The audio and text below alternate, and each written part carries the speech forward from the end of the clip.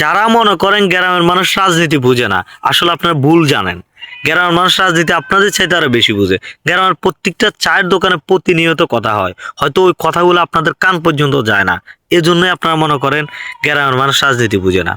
যাই হোক, সর্বপ্রথম কথা হলো, তারেক জিয়া বলেছিল ফ্যামিলি কার্ড দিবে, কৃষি কার্ড দিবে, আরো অন্য জিনিসগুলো, কিন্তু উনি খোলাসা করে নাই এই কার্ডের টাকাগুলো কোন খাত থেকে কেটে এনে উনি এখানে দিবেন।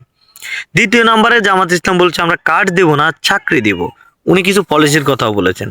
তো জামাত ইসলাম আসুক আর তার বিএনপি আসুক, সেটা আমার দেখার বিষয় না। দেখার বিষয় হলো আমরা 2026 সালের বাংলাদেশ লাগবে। অতীতের বাংলাদেশ ফালাই দেন, এখন বাংলাদেশ লাগবে। যেমন চায়না এই প্রযুক্তি নিয়ে কাজ করে, আর আমাদের দেশে পোলাবেন এখনো মোবাইল সম্পর্কেই জানে না। এটা দুঃখজনক।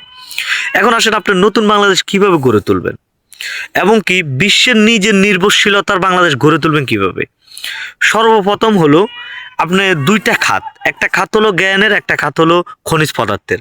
খনিজ পদার্থ বিক্রি করি মধ্যপ্রাচ্য স্বাবলম্বী, এরপরে জ্ঞান বিক্রি করে ইউরোপ স্বাবলম্বী। কিন্তু আমরা জ্ঞানও বিক্রি করতে পারছি না, খনিজ পদার্থ বিক্রি করতে পারছি না। তাই আমরা যুগের পর যুগ শ্রমিক ফায়দা করছি, আর অন্যান্য রাষ্ট্রে শ্রমিক ফাটাচ্ছি। ব্যাস, সেই শ্রমিক রেমিটেন্স ফাটাচ্ছে, আমরা সেগুলো খেয়ে দেই, বলছি উন্নত উন্নত। এগুলো মূল উন্নত না। সেই রেমিটেন্স বাইরাতে কত কষ্ট করে টাকা পাঠায়, ওটা যদি আপনার আমি বুঝতাম, তাহলে কখনো একটা টাকা এই রাষ্ট্রে দুর্নীতি হতো না। যাই হোক, ওই রাষ্ট্র থেকে যদি সকল শ্রমিক বাইরে যদি বাংলাদেশ চলে আসে, আপনার না খাই মারা লাগবে 100%। এটা কোনো উন্নত না। আপনার উন্নত ওটাই শ্রমিক গেছে কিনা আসছে সেটা দেখার বিষয় না, কিন্তু বাংলাদেশ জায়গায় দাঁড়িয়ে থাকবে, সেটা হলো প্রকৃত উন্নত। তো সেই উন্নত হতে হলে কি হতে হবে? সর্বপ্রথম এই family card, Gemelli card, জামিলি card, সব কার্ড বাদ দিয়ে লাইতে হইব। বাদ দিই সকল কার্ড যে টাকাগুলো দিতেন, সকল বরাদ্দ আপনি শিক্ষা খাতে ব্যয় করেন। শিক্ষা খাতে ব্যয় করলে আমরা ওই মানের শ্রমিক তৈরি করবো যেটা পুরো বিশ্বে খায়। আমরা ওই লেবারগিরি শ্রমিক তৈরি করব না। এটা হলো প্রথম জ্ঞানের। আর দ্বিতীয় নাম্বার হলো খনিজ পদার্থের। আমাদের এমন কিছু খনিজ পদার্থ আছে যেগুলো আমাদের এখন আয়ত্তে নাই, সেইখানে আপনি বিনিয়োগ করেন যেন আমরা খনিজ পদার্থ নিজেদের আয়ত্তে নিয়ে আসতে পারি।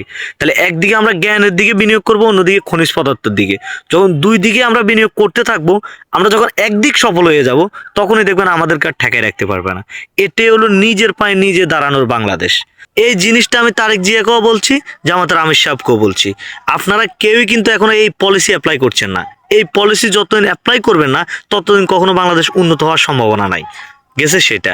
দ্বিতীয় নাম্বারে আসেন, এই পলিসি যতদিন অ্যাপ্লাই না হবে, ততদিনই যেই সরকারে আসুক না কেন, সরকারের বদনাম জনগণ করবে। যার কারণ হলো, আপনারা তো পুরনো একই পলিসির মধ্যে আছেন, নিউ আপডেট পলিসি লাগবে।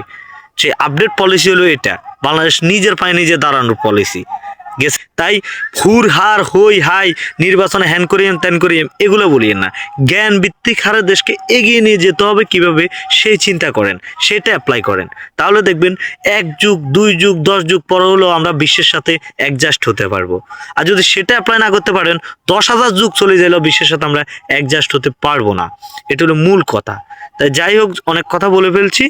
তাই তারেক জিয়া, জামাতের আমির, জানি না এই ভিডিওটা আপনাদের সামনে যাবে কিনা। তো আমি চাই যেন এই ভিডিওটা আপনাদের কাছে যায়। আর আমি আমার বাংলাদেশকে দিন শেষে সবচেয়ে বেশি ভালোবাসি। এটা আমার দেশ। তাই চাই এই দেশকে নিয়ে আমিও কিছু করার, যদি পাই সেই সুযোগ।